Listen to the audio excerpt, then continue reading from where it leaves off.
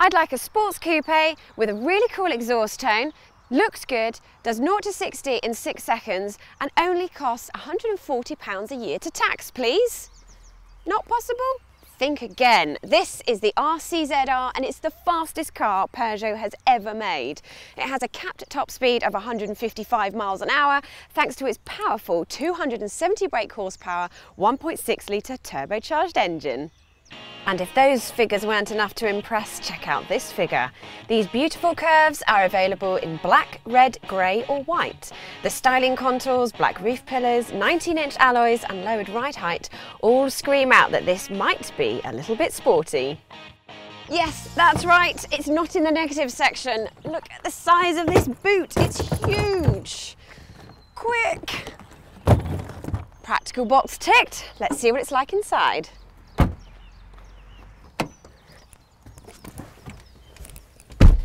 These sports seats, leather steering wheel, door trim, red stitching and metal gear knob all replace the standard features of the RCZ. Plus you get xenon headlights, multimedia and sat-nav system. But that's enough of that, let's drive.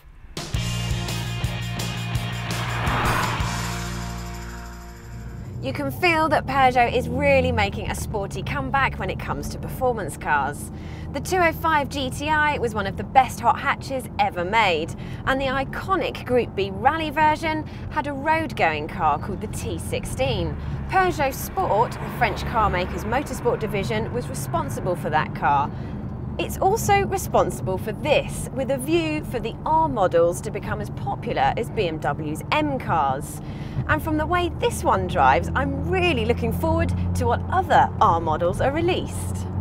The engine fitted to this car is the most powerful 1.6 litre in any road car.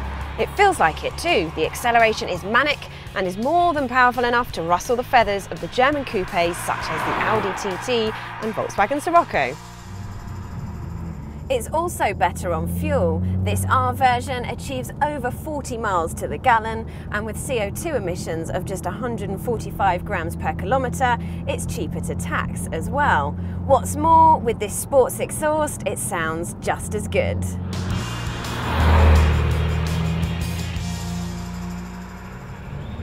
But are the suspension, steering feel and chassis up to the job?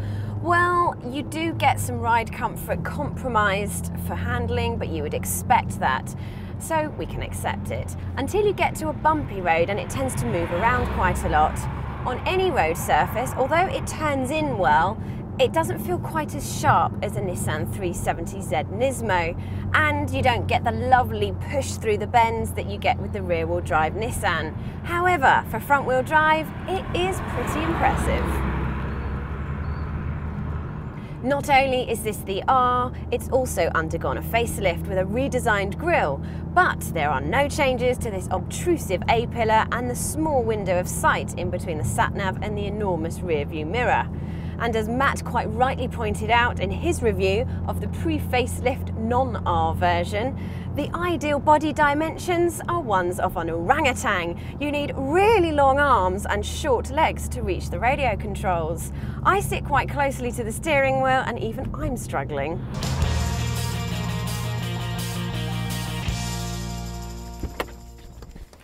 My final complaint is the space in the back.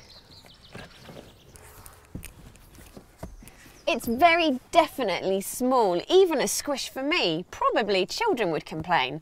A BMW 4 Series is better in this department. These are minor moans. All in all, this Peugeot has really opened some eyes in the sports coupe market. Not only is it the most powerful 1.6 litre road engine in the world, it's also incredibly good looking, fun to drive and relatively cheap to run. But before you sign on the dotted line, why not check out the video of one of our favourite front-wheel drive sports coupes, the Volkswagen Scirocco R here, and the brilliant BMW 4 Series here. And don't forget to subscribe to our Carbuyer channel by clicking here.